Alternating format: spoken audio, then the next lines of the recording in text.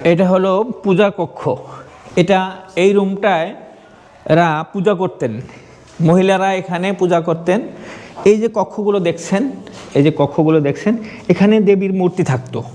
এই দেবীর মূর্তিগুলো এখানে থাকতো আর ওনারা পূজা করতেন মহিলারা। পূজার রুম, এটাও একটা পূজার রুম। দেখেন এই যে ডানে বামে দেখেন কত সুন্দর, এখানেও পূজা করতেন।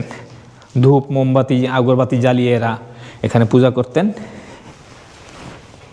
এটাও পূজার কক্ষ। আজ সব বিলুপ্তির পথে, ভেঙে চুরে সব শেষ হয়ে যাচ্ছে। এটা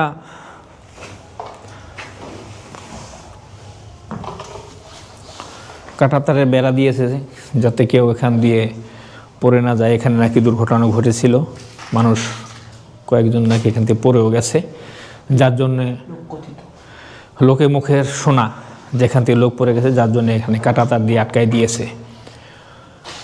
কত সুন্দর দেখেন, রাউন্ড শেপটা দেখেন। সেই সময় তো ইঞ্জিনিয়ার ছিল না, তারপর কত সুন্দর শেপ, অনেক সুন্দর শেপ।